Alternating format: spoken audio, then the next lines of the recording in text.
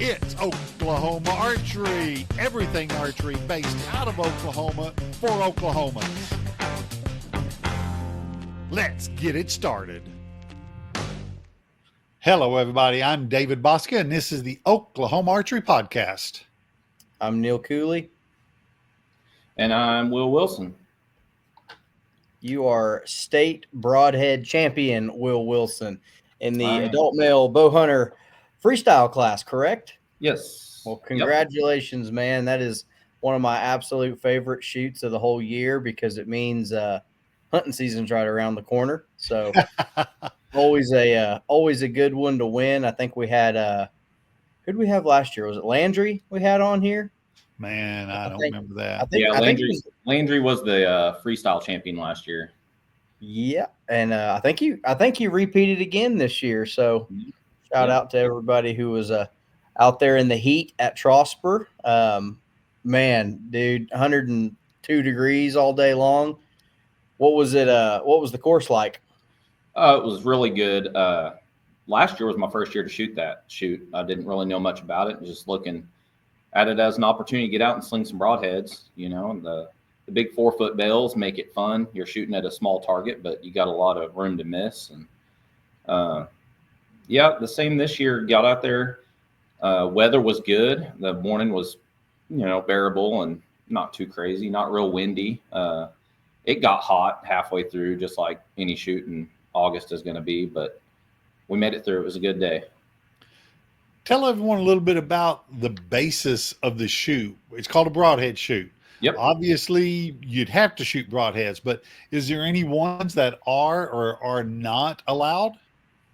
It's fixed blade broadheads only. I don't know if they have a minimum cutting diameter.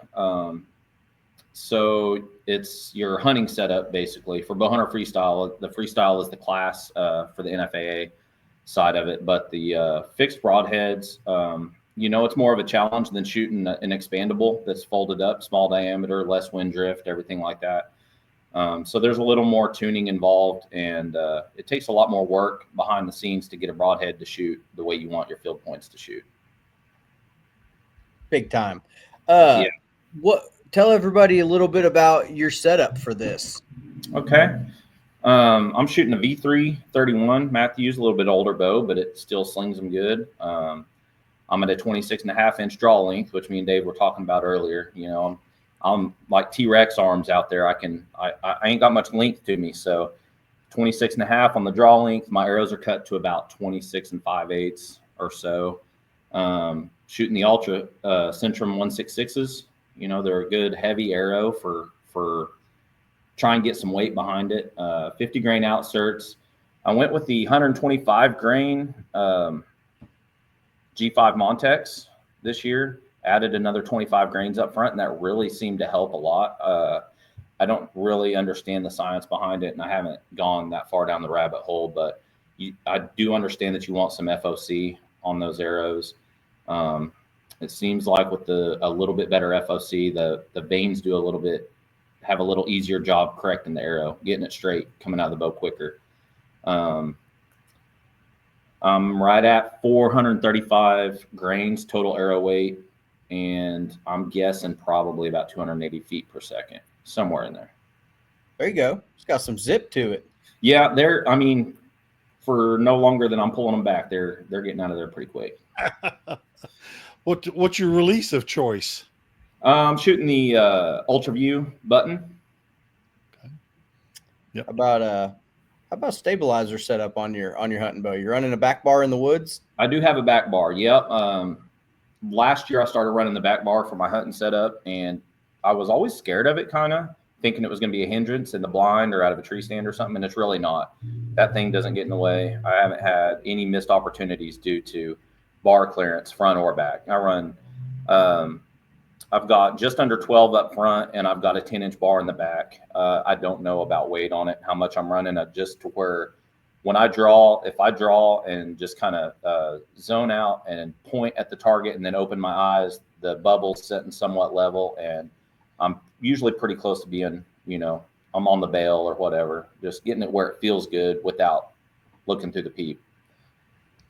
I'm trying to offset the weight of my quiver on the other side of my bow is what. Yeah.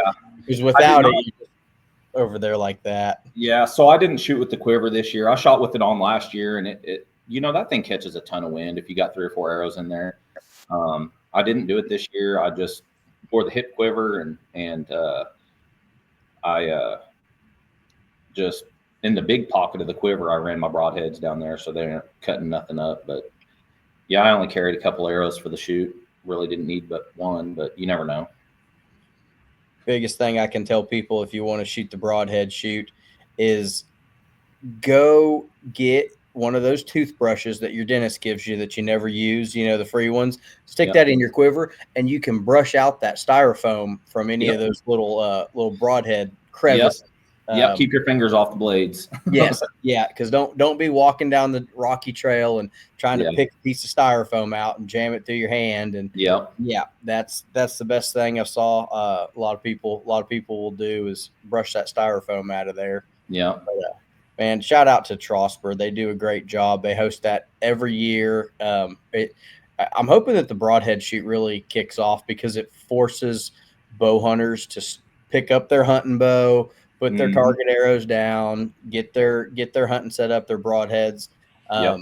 Me, I shoot an expandable, so when I dial my bow in, it's pretty much not changing. So I didn't feel like putting a fixed blade on there just for one shoot when I know I'm not going to be hunting with it. But it really does let you test a lot of setups, vein configurations, put you a big old single bevel cut on contact that weighs 200 grains out front and go try to get that thing to fly. Yeah. And that'll let you know if you're a good bow tech or not, or it'll frustrate the living hell out of you. Yep. One of those two. It tuned up easy this year. After the state ASA shoot, I dumped the 23s and got my hunting arrows out, and I got retuned up for those. Obviously, you change arrow diameter, your rest height's going to change a little bit. Got everything set back up. Really just went through the bow from beginning to end. Kind of brought the axle to axle back into spec and tuned everything up. Just started from square one. And after I got it set up shooting field points, I went with the broadhead and just had to make a couple minor adjustments with the rest to get those things hitting the same spot. Yeah. What's your tuning process look like? Are you looking for a bare shaft tune? Are you looking just to repaper tune it? What's kind of walk us through the thinking there? Well, last year for sure, I bare shafted, stripped an arrow down, shot a field point with the blazer vanes, which is what I run for my hunting arrows, 2-inch blazers, and then bare shaft. Just wrap some electrical tape or anything around there to get the weight the same and even on the arrow. And I bare shaft tuned, took it through paper, so I had a good bullet hole, and then bare shaft tuned, walked back to you don't want to shoot long distance without vanes, but got them shooting the same at 20, 25 yards and called that good. And then went with broadheads after that. This year I skipped the bare shaft process, really running the same arrows as I shot last year, same weight and everything. So when I had my field points shooting a bullet hole, I took the broadheads and went straight to the bag. And, it was just like 1 or 2 adjustments and we're good. They shoot really good. 3 vanes? You shooting a 3 vanes setup? 3 vanes, yep, 3 vanes. I think one thing that I've noticed that I wanted in the past, I'm a little bit OCD with stuff, like little minor changes that most guys would be like, just give it a click or two. I'm like, no, there's something changed. Now it's hitting off. I got to figure out why. I need to learn to kind of ignore some of that stuff, I think, and just roll with it. But as I'm walk back tuning with these broadheads, when one doesn't shoot off or I got a flyer that's, randomly 4 inches left or high or something like that, I just, arrow that or quiver that arrow and start over, and go with another one. And I think environmental conditions with a fixed blade broadhead, there's certain things that you just can't control. You don't know how the wind's playing, downrange from where you're shooting. And those things steer the arrow a lot more than really as much as the vanes do. So you can only get it so close. 70, 80 yards, 90 yards with a fixed blade is almost something that I don't know is ethical. I don't know if that's the right word to use, but I mean, there's just things that aren't in your control. With the advancements of the expandables and all this stuff, see guys out shooting at antelope at 80 yards and stuff. it's definitely doable. But when you're trying to sight in or you want your bow just tuned, perfect, walk back tuning with broadheads, if you're shooting fixed blades, what do you guys think a legitimate distance is, like max distance for something like that? 50 and under if you're a better shot than me. Yeah. I was saying Yeah. 50 to 60 is probably my limit. Like if you get an arrow that doesn't hit where you want it to at that distance, was it the wind? Was it me? Like, yeah, I don't want to ruffle any feathers, but I know how much time guys out there that want to shoot 100 yards at an animal, I know how much time they're spending behind their bow. And until you've had to come up and put a second shot on an animal or run an arrow through the guts or shot one in the leg and had to go finish him off, it's not a good time. It's not what you want on a live animal. And I understand the fascination with, antelope are kind of an outlier just because spot and stock, you're not going to get within, what's a realistic, very often opportunity on them. Yeah, that's the kind of thing. But I want to get guys excited about shooting them at 15 yards, not 115. I want you to see how close you can get to them. But if you can shoot a pie pan at that distance, if you can land every one of your arrows in your quiver in a pie pan, you're good to shoot. You're good to kill. But you don't know how much. One of those giant pie pans we get at Sam. Huh? No, man. About an 8 to 10 inch one. About like yay big. Not a pizza pan. Small personal pizza. Well, it's kind of like the wind blowing down range. You can't control it, and you can't control how it's going to affect your arrow. You also can't control what that deer is going to do or your target animal is going to do if it hears that arrow coming. Which with a fixed blade broadhead, they're going to hear it unless it's just really zipping. But we're talking distance for hunting. What about the tournament this weekend? What do you think your average distance was there? I would say the average distance on that range was probably 30 to 40, with a couple of them that were max at 45. Right in there. It was unknown. It's a judging game, which is another thing that I wanted to talk about too. Is all through ASA the last couple of years, I've been in a known class shooting the 145. So the max range was right there in my wheelhouse. But judging is a whole nother thing. And with the Bowhunter Freestyle and Freestyle, you can dial your sight. You still judge, but you could move a pin. Bowhunter Freestyle, I had to lock my sight down. So I'm running the HHA Tetra Rise, which is a double pin slider. So I set my top pin to 25 yards, and that put my second pin right at 40. So with that 45-yard max, it was pretty perfect. There was a couple targets in the 20 to 22, 23 yards that I just had to hold, just lollipop it with that top pin, and let it go. Mm-hmm. The longer ones were kind of a struggle, holding high with a pin, a second pin, and a 2-stack on a vertical post. You really can't see what's behind there, so you just kind of hold it and just. That's exactly what I was going to ask you. Are you the kind that when you're gapping, are you the kind that will look downrange and go, okay, I know I'm going to drop 4 inches and try and find something 4 inches up? Or are you going to try to gap it and just really try to just see what you really want to hit there? Yeah. So those targets are kind of cool. The paper faces on the big styrofoam bells, it's through the binoculars, you could really see the rings, and the rings are set like a heart shot would be 12 points. The entire lung area would be 10, and then the body of the animal is 8. So I would try to look and just try to find a colored spot or something that stood out, that you wanted to aim off of. And for most of them, I was using my top pin and just trying to judge how high I wanted to hold, to be honest with you. And that worked really well. It worked for most of the day. The longer shots, they got a little bit more difficult with that second pin, not being able to see. And it's not like horizontal pins where you could gap shoot and you could see between there. So yeah, I mean, it worked. That's more realistic hunting scenario to me. Like you look at, I think that's 30 yards, and just shoot it for 30 or what you think is 30. And, it played out well. It was fun. It was a really fun day of shooting.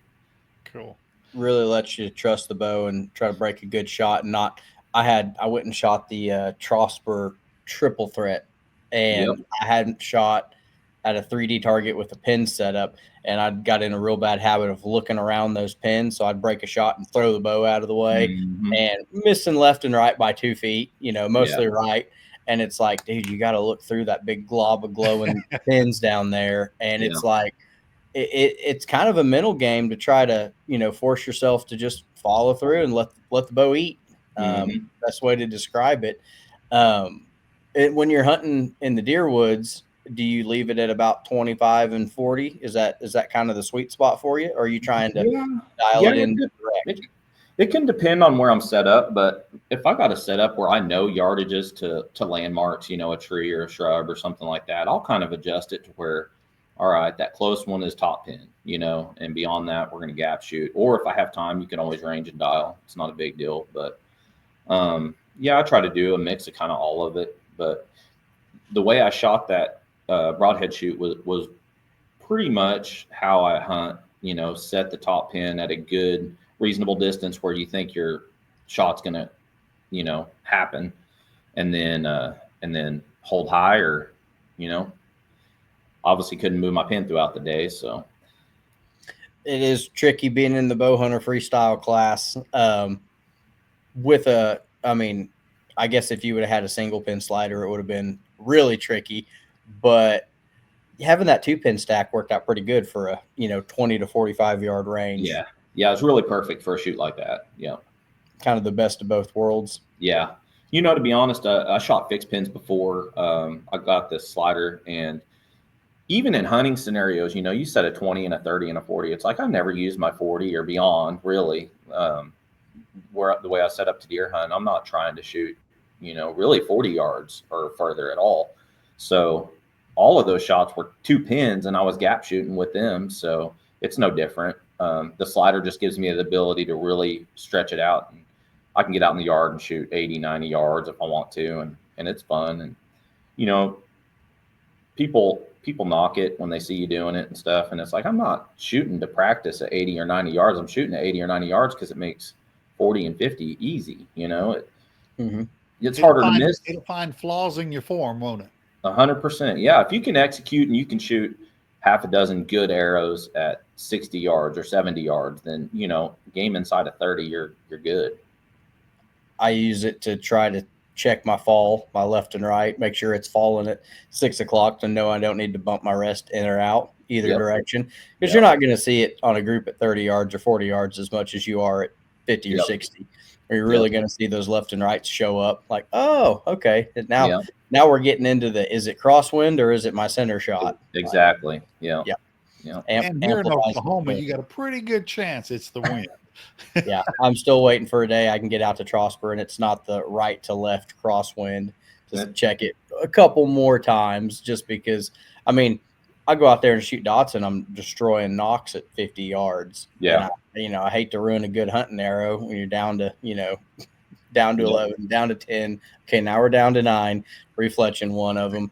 But it's like, I just want to know that it's as forgiving and as accurate as possible, because 25 to 35 yards is the kind of the money zone. Like you said earlier, I've used my 40-yard pin exactly one time. I've used it more on a 4-yard follow-up shot than I have at a live standing animal. 4 yards, 40-yard pin laying on the side right in the breadbasket. What happens when you spine shoot them. Will you hunt mostly here in Oklahoma? I've been on one out-of-state archery hunt. We went to not Arizona. We went to New Mexico back in 2019. My cousin and I wasn't successful on the trip. I shot under a really big mule deer at he was probably 70, and I shot him for 60 and just right underneath him, right underneath the money spot. It would have been a good one, but he didn't duck into that string for you. He did not. He didn't move an inch. Nope. All them ears and can't hear nothing coming. I know. It was quick. It had to happen quick, and I got the shot off, and man, it broke. The left and right was really good. It just right underneath him. But like to travel more. I got young kids and pretty career oriented right now. It's hard to get time to travel. I try to hunt as much as I can locally, but to get out of state, man, it's a whole nother set of goals. You got to plan you got to do a lot of planning to hunt out of state nowadays. Yeah, it's tricky. tags. Yeah, just getting tags and licenses. I mean, there's hardly anywhere you can just go buy a tag anymore. There's some opportunities out there, but it takes a lot of money and a lot of planning to make it happen. I agree, man. Or you got to have some really good out-of-state friends. Yeah. The other half of it. Hey, can I come stay and whack and stack a couple of them? Yeah, man. Come on, I got a couch for you. Yeah. Well, if anybody's Brother listening to of mine this that and they comes got out. some deer they need killed, we'll go. My buddy from Kansas comes down every year, tries to hunt behind Dad's house with me, and he's got not one but two kids under 4 years old now. So it's like, man, what are you gonna do? When are you gonna get a breakaway? He goes, Yep. Can't do it, man. It's probably gonna be a few years. You just got to get the kids involved. It gives you a reason to go. Yeah. You can get a 2-year-old to sit still in the stand for you. Yeah. Good luck with that. Yeah. Yeah, buddy. and let's be real. When you start dropping $1,000 for a weekend, that kid's expense, it's hard to justify that 4 or 5 times. Yep. Yeah. What are you looking forward to the rest of the season? What do you got coming up here? Well, not just hunting wise, but a little bit archery in the tournament world. I was gifted a TRX 38 target bow by David Griffin. You know David. Mm-hmm. Hooked me up with a target rig. Said he thought that I'd enjoy it. I just got to get that thing rigged out and built and get to plugging away with it. But I'm excited to maybe look at some indoor stuff with it. The judging thing at the Broadhead shoot really opened my eyes to judging, distance, and might want to give that a whirl next year. We'll see on the ASA range. We'll see how that goes. But yeah, really, I need to work some overtime, I guess, and get me some accessories around. The bow's not the expensive part. It's all the other stuff that goes on it. My philosophy with that is the wife works a little overtime. We get a little bit more toys to buy. There you go. I don't know, man. It's that time of year where it's 100 degrees every day. I'm scared to go outside to do a whole lot of anything. And it's like, man, even the deer don't want to be outside. It's like, I know indoor doesn't start till the winter, but I think Dave might be onto something. No. Indoors 24/7, buddy. July and August is a pretty good time for some from air conditioning, 20 yards only. That'd be about what we need this time of year. I don't know. I'm looking at the winter schedule coming up. Like, we're going to have this coming weekend, we're going to be at Woodward doing an indoor 3D. It's going to be pretty much a fun shoot, kind of an exhibition style, but they offered to give us a venue to come showcase the ASA and put a bunch of targets up. So that'll be fun at the Racks and Rods Outdoor Hunting Expo. So anybody doesn't have any plans this 23rd and 24th, Saturday, Sunday, we'll be out there. And then a couple weekends of some fall qualifiers at the ASA. We've also got one of my favorite events, the State 900. So if you're not doing anything in September, you got your skinny arrows set up, 60, 50, 40 yards for most of the adult classes, and 6 arrow groups. Like, that's what I'm talking about. So arrow group. Yeah, it's 90 arrows out in the heat, and you feel like you got hit by a train afterwards, but at least you got to shoot your bow 90 times. Like, there's not many events out there like the state target. So, which is always funny to me. We shoot field in the woods. I always thought the state target should have been called the state field. I was like, you mean the one we shoot in the open field? Like, no, that's the one we shoot in the woods. It's a little misleading. That's stupid. It ought to be called woods. It ought to be called trees. You shoot in the trees. That was my biggest pet peeve growing up, man. He's like, you ready for the state field? And I was like, no, I can't ever figure out which one that one is. But yeah, besides that, Dave's looking at Lancaster, Vegas, and indoor nationals. Maybe. Yeah. I'm not going to go do the Rushmore Rumble up in Indiana. Do a league, like to hit some jackpots around this year. Try to keep from blowing my shoulder out so I can go shoot some of this stuff. Last year I tore that up, and man, it put a hindrance on it, and I'm getting gray-headed and wrinkled up, so I better go get what I can get real quick. Enjoy it while you can. Yeah. I say it's I definitely feel mine going downhill just from the hunting bow. It's like I got a shoulder impingement on the right side, so it's like, man, that 70-pound bow over and over, it doesn't hurt it, it just irritates it. It's nothing structural. It's like you do a push up for every arrow you shoot, it'll set your shoulder back in the right place. Yeah. But dialing that hunting bow in, it's like, man, I'm doing a lot of wear and tear for one shot. That's all I'm prepping for, one shot. So I kind of feel like when I'm in the motion of shooting, when I'm shooting a lot, like my shoulders are a lot better. If I take a week off and then I get out there and I try to shoot, man, it's like you feel things cracking and popping that you normally don't, and you're praying that nothing lets go, but got to shoot a lot, keep those joints lubed up. Yeah. Sometimes medically you got to go lube them up. There you go.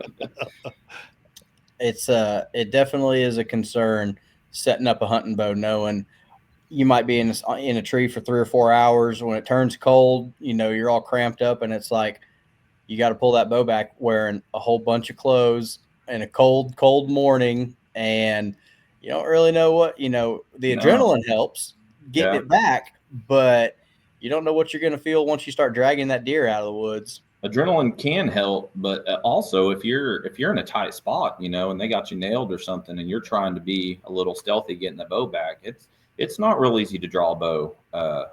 You're out in the yard and you're really laying into it, or you can get the full body behind it. It's different than in a tree stand or in a blind or something when you're trying to be quiet and everything. So, it's good to practice that kind of stuff. If you got a little stool or something to set off of, try drawing your bow sitting down. It's a whole different motion. So what's your preference to hunt? Are you a tree stander? I'm a tree stander for the most part, but I do pound on some public land, and I try not to carry a whole bunch with me. I'll carry a backpack with some snacks and water and stuff like that, and just try to ground hunt. And man, if you just got to be able to draw your bow from a kneeling or on your knees or something like that. I'm a big fan of ground blinds. It's a really fun way to hunt if you got a place where you can get them set up and you don't have cattle or something to destroy them. Had a lot of success doing that. It's a good time, and it's fun for the kids too. You can get them in there, and those animals will get close, and they don't really pay you much attention. But did they have a bucket shoot or anything like that this weekend? A bucket shoot? Yeah, to where you had, like he was just talking about. I mean, they're at the Broadhead shoot. That'd have been cool if they'd had a 5-gallon bucket for you to shoot off of. No, it's just stakes, just like any normal 3D. Okay. I've seen them in the past where they'll throw a bucket out there and go, must shoot sitting down or something like that. Yeah. I've shot a couple of the Deerman stuff where they've had shots like that. Like you can't physically shoot the target from a standing position. You have to kneel or lean around a tree or something like that. That's kind of fun. A little bit real hunting scenario, Yeah. True kill, they call them. True kill. There you go. I got to shoot the triple threat tournament with Colton, and it was cool. That was the first time I'd ever seen some of those scoring rings up close and hard quartering shots. Frontal had the frontal shot. And they didn't have anything at Trosper that was like through the trees or through the limbs. He goes, "This is just to show people the scoring rings, not so much how we would set one of our tournaments." Yeah. But there would be some shrubbery there, and we had a good time doing that, man. It's cool the way they put those anatomical rings on those targets, and set them just for a quartering or just for a frontal, or I think they had 1 or 2 broadside, but most of them were angled pretty hard. Yeah, and it'll make you wish that 3D target had a back leg you could aim at. That's right. I was just going to ask, have you ever done any tack? I have. I've done a couple tacks. Went and shot with a good group of people the first year we went. I was invited to go down with Bryn from Okie Land and Dallas Barber and Clayton Duvall. It was a whole group of guys. It was a good group. That's really when I decided to get into more the tournament side or competition side of archery. I hadn't done any of it. It was strictly bow hunting and doing things to prepare for bow hunting. Well, that was archery to me. And then, going to that tack event and meeting some of those guys, I was like, dang, there's a whole lot more to this. It doesn't have to stop when summertime comes, it's really opened my eyes to how much fun there is. And there's always something to go do. Always something to prep for. Yeah. Have you tried to invite some of your friends that are only hunting into the target world a little bit? Yeah. I've invited a couple guys. I've got my daughter coming to shoot some, and one of her friends, he shot a few of the ASAs early on with us, and he really enjoyed it.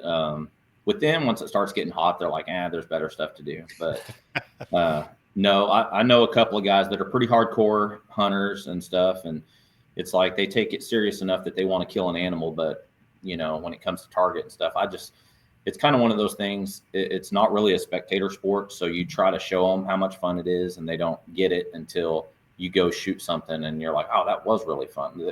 The competitive side of it's really what drives your goal to get better every week, or every outing. You want to do better than you did before. It's you against you, and you got to keep it like that. That's really interesting, because you see it on or hear it on other podcasts. You hear it everywhere. How can we grow the sport? We're losing this, gaining that, losing this, gaining that. It's not a spectator sport, but that's pretty good insight there. As far as not until you shoot it do you really understand the competitiveness of it. Yep. That's interesting.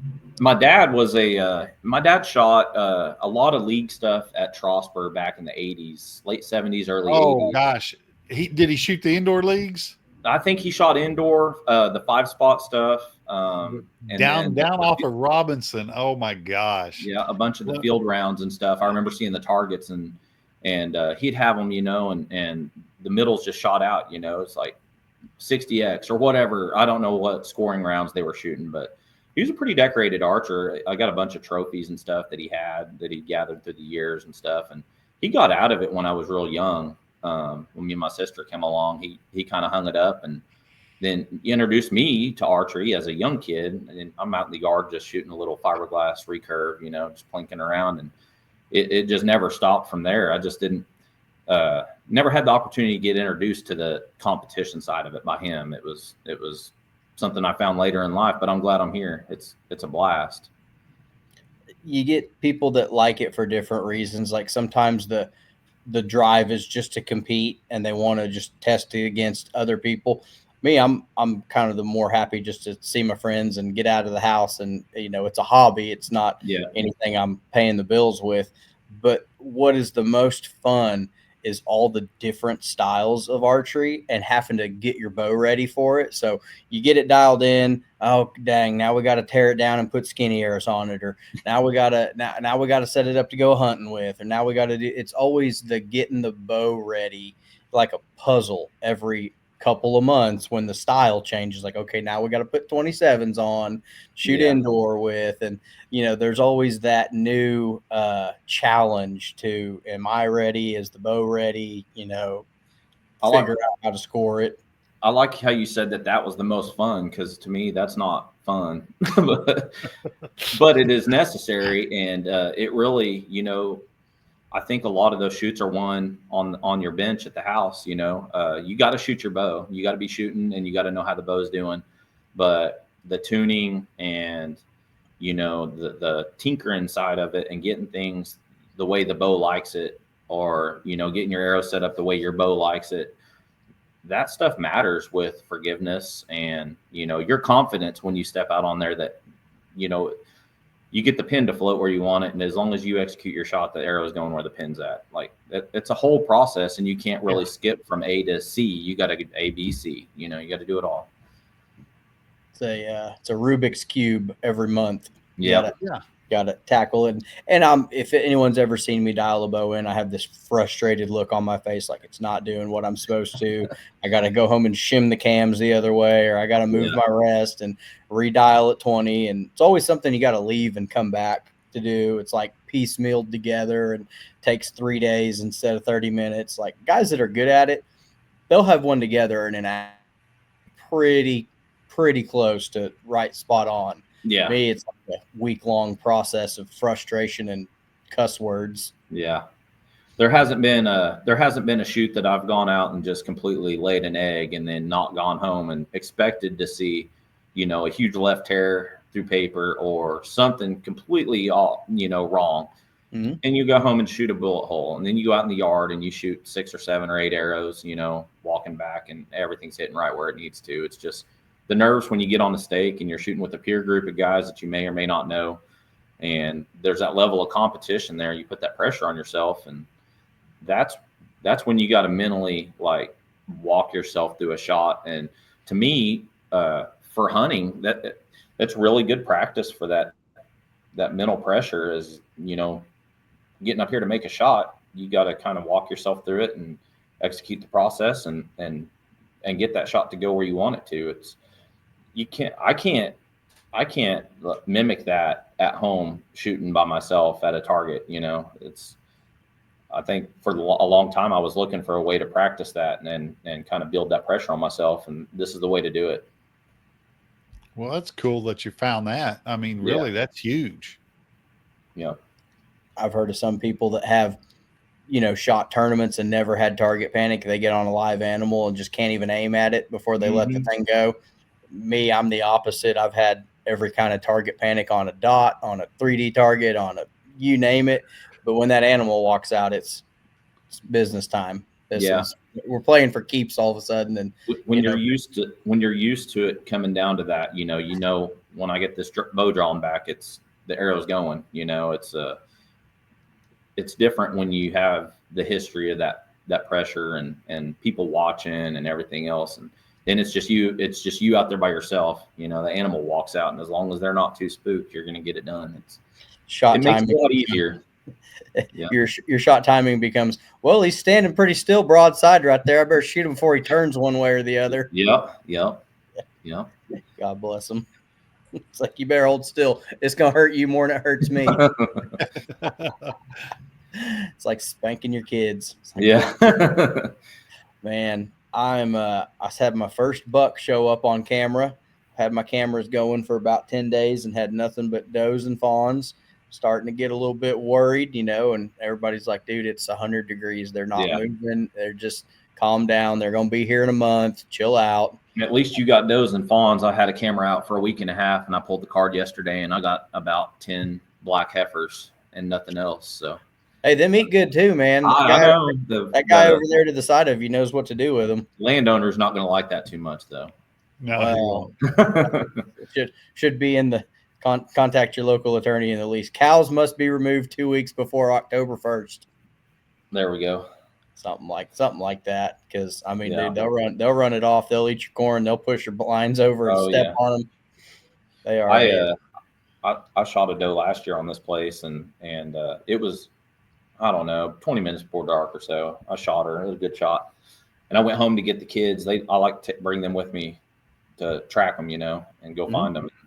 We get back out there. It's dark. They didn't want to get out of the truck, and I go back in there, and those cows are all around this deer. They they walked all up in there, stepped on my arrow and broke it. And I don't know if they can smell the blood or they smell that deer or what, but they get super curious when they're in the area and you kill a deer that they almost do the tracking for you. It's kind of funny. I was going to say, so we'll put your phone number on here and you'll load them cows up to come help people track their blood trail their deer this year. Yeah. Instead of a dog tracker, you got a Black Angus tracker. Their new marketing idea. Yeah.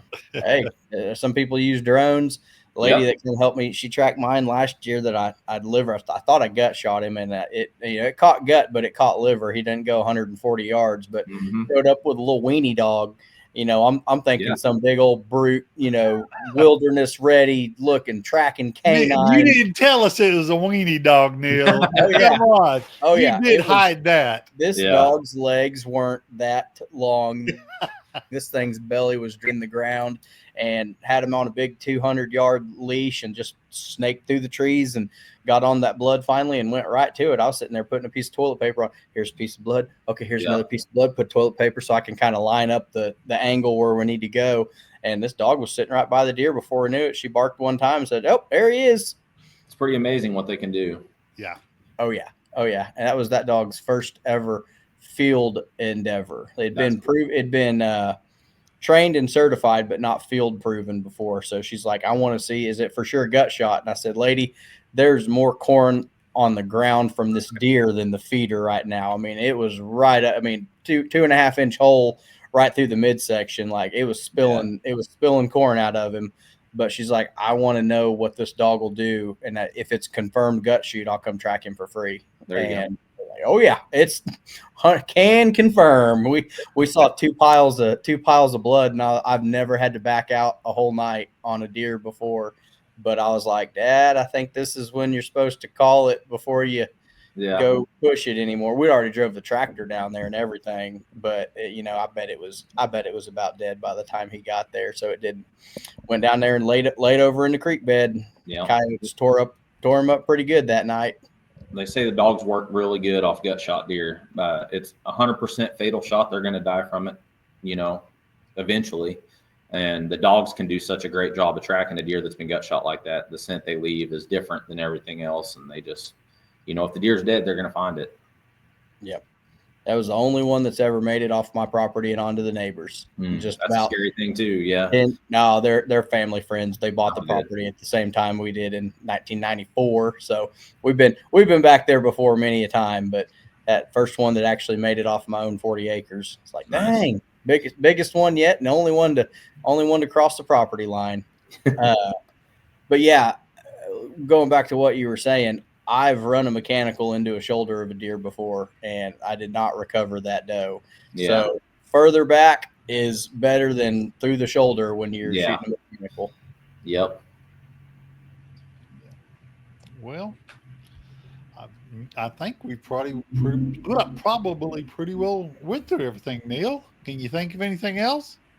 Come out this weekend if you want to shoot some indoor 3D out at Woodward. We're going to go $30 a round with 50% payback. So chance to win some of your money back. Check on the line times because it's specific line times based on what stake you shoot, just because we don't want to have you shooting at the back of the Junior Eagles 30 yards in front of you or over the top of them rather for their short statured Junior Eagles. But come see us out there if you're not doing anything. And if not, we'll be at BOWTOWN in Dibble, September 6th and 7th for the 2026 ASA Opener. That's September 6th and 7th in Dibble. And next weekend, the 13th and 14th, out at Connors State. Johnny King's going to have another fall qualifier. So hope the weather cools off and, nobody get too much heat stroke this time of year. I know it's going to cool off at some point. I just don't know when. But about midnight. Yeah, I was going to say sometime in there. So y'all get and like I say, if you want to shoot a fun round with your hunting bow, bring your hunting bow. If you want to shoot a competition round, bring your target bow. You can do both if you want. So, don't let the archery tournament season getting slow stop you from shooting. We got a whole bunch of organizations. Trosper is going to host the State 900. That's always a good one too. So you got all kinds of stuff coming up in September. I think Choctaw Haskell's I think he's doing his Bowhunter extravaganza again this year. I'm not sure. I think it's one of the last weekends of September. I'm not sure if it's the last or the next to last. So keep your eyes peeled. You got all kinds of places that are still having archery tournaments for you guys to, stay sharp all year, not just your broadheads. Yeah, and if you need your bow tuned and you have not already gotten to your pro shop, get to them now. Don't wait. Don't be that guy that walks in halfway through September. Hey, I'm ready to start getting ready for October now. Start on it early. Call your string guy. Big shout out to Bryce Talley, Summit Bowstrings. He's sent me my set of hunting bow strings, so I'll get to slap those on pretty soon. As soon as I get it all dialed in, I'm going to tear it down and start all over again. Get it redialed in. But y'all start early on it, no matter who your pro shop is or who you go to or where you choose to spend your money. Give them a little bit of grace on that, because this time of year for pro shops is absolutely bonkers. I mean, you go in and if you're any good at twisting a wrench and you got a free afternoon, go in there and help them, because they probably got 30 guys standing in the lobby going, when's my turn? Well, I just need a pack of veins and I was going to leave. Just go help that guy out. Go, hey man, what do you got on camera? You looking at anything good? And just be that guy at the archery shop that's the glue guy. I've been trying to take their money for a long time. They won't give it to me. You got to get them to the register. Okay. Yeah. It's not just like, here, just grab a pack of veins off. Here, take these and take this. Leave us alone. Yeah. Well, that's another thing too. You said don't be the guy that's going in halfway through the September trying to get tuned up and stuff. Kind of connected to that is how many deer get shot and you get 3 or 4 inches of penetration with that expandable that would have plowed right through it had the arrow been going straight. Don't be the guy that's out there ripping arrows that are flying crooked and then they hit the animal. There's no energy behind it because it's lost at impact. Do right by the animal that you're going to shoot at and make sure that you're giving them every opportunity to do what it needs to do. That's right. Will, our State Broadhead Hunter champion, has spoken. Yeah, there you go. So you have to start referring to yourself as a certified expert now. There you go. Have to put on seminars on how to tune broadheads and basically how to miss the shoulder of a deer if you know your bow's not going to blow all the way through it. I had my buddy from Kansas shooting a 715 grain arrow at 76 pounds, and I go, wait for that. He was at full draw, sitting there behind the camera.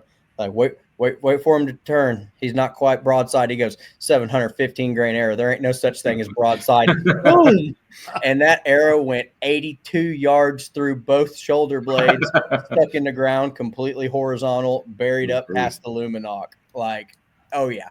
And if you're one of those guys and you're pulling 80 pounds and you got a heavy arrow, more power to you. I found that anywhere between 415 and 460 grains is probably about the sweet spot for me. I used to try to get them as light as I can just to crunch those pins all the way down there like that, but then your eyes get old and you have to see through them or pass them rather. Sometimes the pin gap's not a bad thing. Yeah, exactly. You don't want your pin gap like this. No. So if the deer takes a step, you're going to shoot underneath him. Yeah. But you have to be able to see, like, I tied a verifier into my peep sight the first time, and those things are crystal clear all of a sudden. Like, whoa, they haven't looked that defined in years, but it did change my point of impact. And what I'm told by some people that know a little bit more than me, because I was thinking it was heavier, that it would slow the string down. Because, a regular peep doesn't weigh a couple of grains. Verifier might weigh 10 grains more. I was thinking my bow was that much slower because I was missing low at 30, 40, and 50 yards. It's actually the light refraction that's changing the point of impact a little bit. Seeing the pin at a different location. That's what I'm told. So I'm hoping my bow's not slower now. It was smoking at like 287, shooting a 420 grain arrow at 70 pounds. 10 grains. 10 grains ain't much. I hope that's what I'm hoping. Yeah. I mean, I'm waiting for one of them to duck underneath it all the way. It ain't happened yet. All the ones that have ducked just to the spine, and that tracking job was pretty easy. Mm-hmm. Hate it. It's a 2 broadhead kind of deer, but dead's dead. I don't care how we get there.